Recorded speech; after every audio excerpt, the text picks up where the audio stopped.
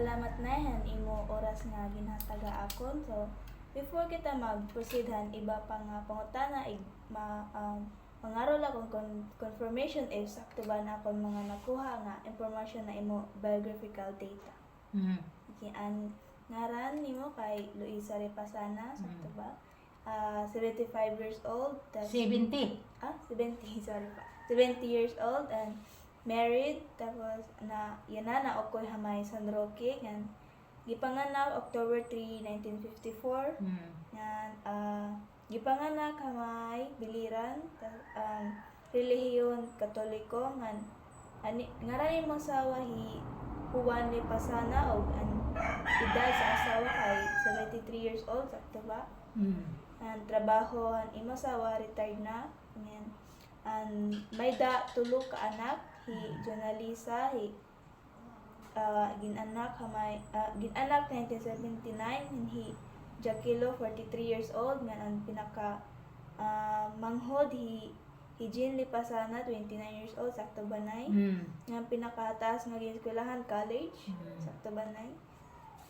Mag-proceed na kitahan mga dugang pa mga pangutana.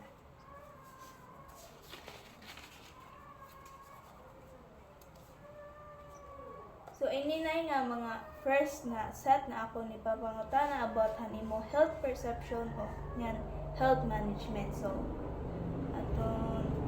katong before o kung makadumdum ka pa na hinabuhi mo before nga yan na ka nagkasakit, paano man nimo ma-describe nimo panlawas? And before wala ka pa UTI nga yan na ka na UTI. Dako ang kaibahan kay oray ka pa magkasakit. Paano ang nimo pagtrabaho waray nakapugong, waray nakaulang pero diretso nimo trabaho. Pero may da ka na pinamamati, iba na. Sunod na pangutana, anong importante nga butang animo gimbubuhat para magpalabing himsog o mag-remain nga healthy imo lawas? May daba ini ba epekto nga ini nga imo gimbuhat, may daba ini epekto nga nakabulig para imo lawas? Ito niya na nga akon na may rin ako sakit. May limita na ani mo trabaho diri na para sa una nga ito limita. May limitation na. So dati makatrabaho pa tulda mo. Oo. Yan sunod na pangutana, may da ba nagkuri ka ba ang pagsunod han mga pabuhat ha imo nurses ng doktor? Iton ako ni mo gud hunaon. Baka makurigan pero kung hunaon man nimo maupay ka. Maupay mo buhaton. Kaya ka man lagi hapon na magsakripisyo. Kailan ko na nung siring ang doktor matuman ka. Magtuman. Sunod, ini nga imo sakit na ano man nimo pag-manage? Kung ano nimo gimbuhat, pag may da ka ba gin-maintain? May da tagan man ako yung medisina, gintuman ko itong tanan ng mga medisina, palit ito gintuman. So dati na wala ka pa sakit na ano man nimo pag-manage lang imo lawas na mag-maintain niya na healthy or at ito nga panahon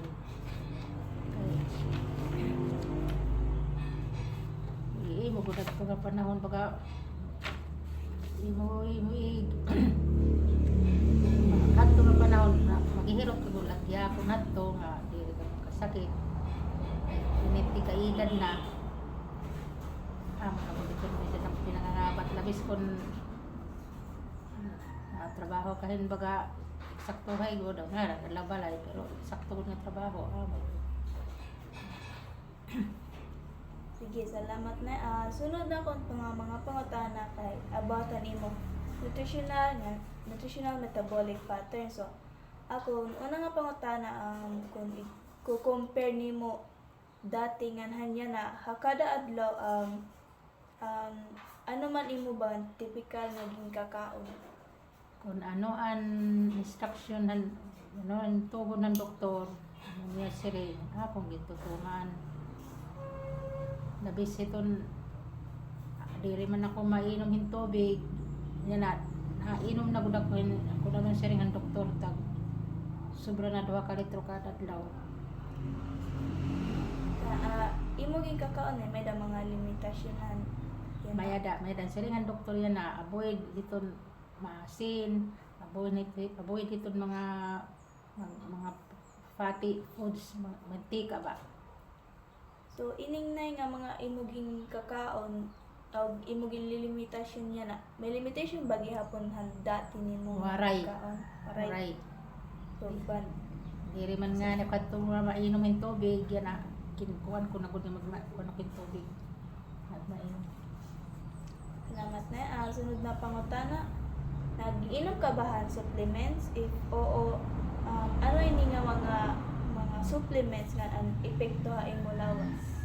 Ito nga tagan mo na kay doktoran dito nga iya ito nga vitamins tapos anakon ka ng high blood ako tutuman ko ito tapos aniya pa ito nga sitag yapin tutuman ko dito kung ano ni sila nga ibukod nini nga oras diri ka gud magkuhan diri gud nimo igpalampas ang oras.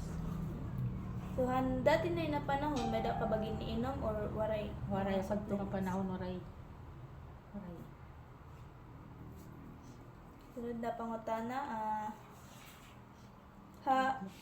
If makadumdum ka panay o sa kaadlaw pera ka an amount han tubig nga imo giniinom nga ginrekomenda ba ni han doktor? Oh, ang siringin ng doktor ako 2 liters or more than 2-3 liters a day. Pero puro sobra pala ko 2 ka litro wala pa ko makabot ang tulog. So dati na very good as in damo imo gininom Diri kay kanina. Ano rin pa ko magpa-doktor.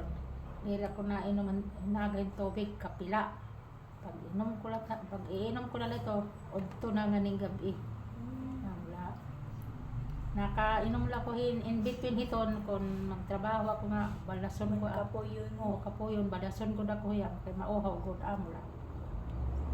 Okay, sunod pangutana nay para imo naiban ba o nadugang animo timbang kay ano rason? Waray pa man ako yan na magpa-check up. Sabta nitohan magpa-check up na ako kaya pag-doktor kan kuanan. Waray man adto mag-increase na akong timbang pagpa-check up ko na luwati ko daw ko naman yan nga pag-check up. So waray naibanan, waray nadugan. Waray yan na ito masasabtan na tiyan ako magpa-check up. Pa-check up ko true. Salamat nay. Sunod na pangutana.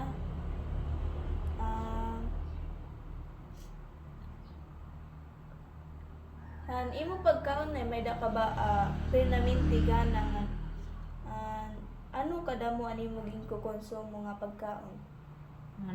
Hagto nore pa ko nagpa-doktor buti ay lang na ako ning kakaon yan na damo ng kakaon ko. Ay mo pagkaon ay pemi ka ba may gana? Yan na may gana na ako. Handati. Waray.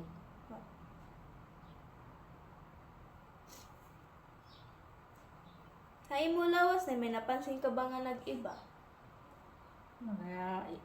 May ada. Ano man ato nga pag-iba? Ay mo lawas. Pag anak ko nagto skin bagahin. Yan na baga diri na gud kuan. Baga na kukuan ko na nga baga diri na gud. Na ako po siya na ako kay kasama na ko ba. So yan na ba may unod-unod na yan na? Sugat. Salamat nay.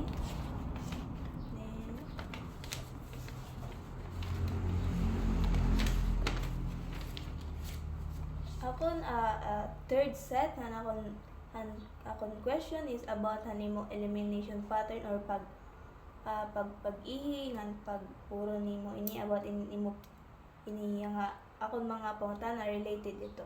So, since nagkaada ka UTI, ano man, paano mo man mag-describe ang imo pag-ihi and ya pattern kung siga ba ihi or dili? Ano salbaran ko ito ito nga ako niya nasakit nga na nakakatulog na ako pero magmatagod nga na ako yung mga alauna siguro ito maihan na kitong mga turugan mag usahay lo at nakaduha ka na ihi